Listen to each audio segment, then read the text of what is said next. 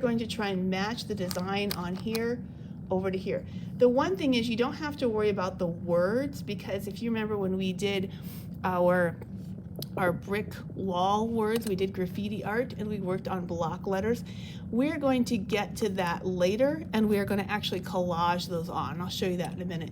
So right now you're going to take a pencil and you're just going to kind of plan your big color areas. So I have the chips kind of blocked out here very lightly with a pencil. I have kind of that circle. I'm not worrying about the words.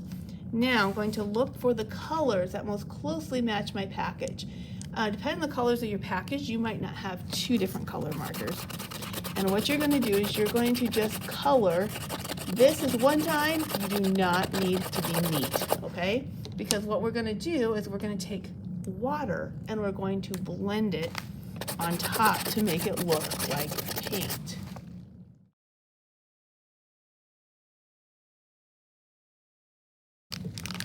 So now I have my bag, and actually I did not need to do this part here. I forgot. I'm going to do that part next week.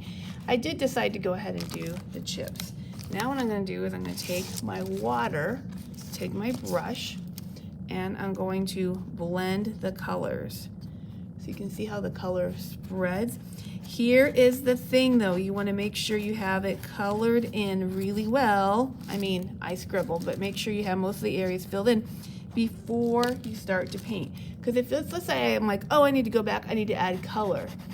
The markers do not work when they're wet. And so it won't work for you or anyone else at your table. And so you just want to make sure that you color it in, and after you get it wet, you're just going to have to be done with that part for the day. Go ahead and kind of fill in the cracks with your brush. You can just kind of stick it in there, go dab, dab, dab, dab.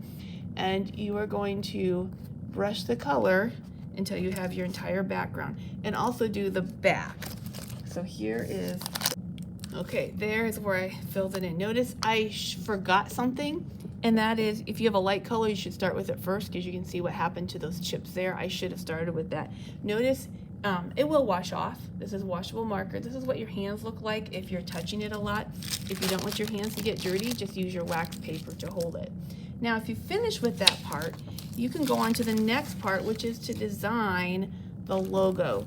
So you're gonna have to decide, first of all, what size you want it. And you can do that by holding the paper up to the bag and kind of lightly tracing around how big you think it should be. So I have lightly traced around it. Now I'm gonna just design it the best I can right here. And you remember how we did our block letters last time, is we wrote using regular letters. So I'm gonna still copy the style, but right now I'm using regular letters, and they have their Y like that.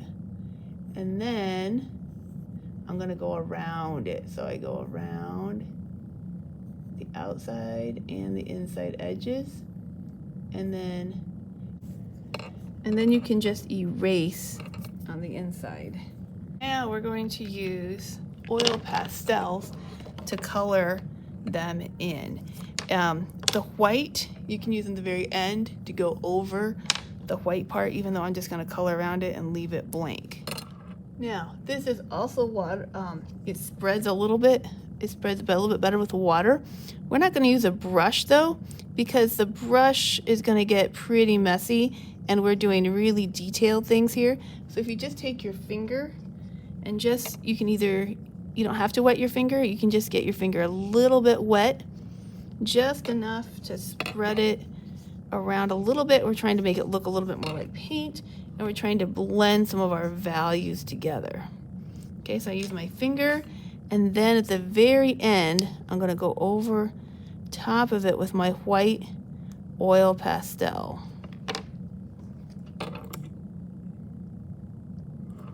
Then I'm going to cut it out. What I have here is called Mod Podge. This will make it really shiny, and it will seal it up. Yours is going to be in a different container, but I just wanted to show you what it looks like. And I'm going to stick it on, and then I'm going to go over the top of it to make it nice and shiny. Okay, so I'm going to put it, I should put it back on this right where I want the back side, brush it on, and stick it on where you want it here. And then this does dry clear. So even though it's white right now, it will dry clear. I want to really try and get the edges especially down. And this is where you're going to have to go over it several times, get those edges to lay nice and flat.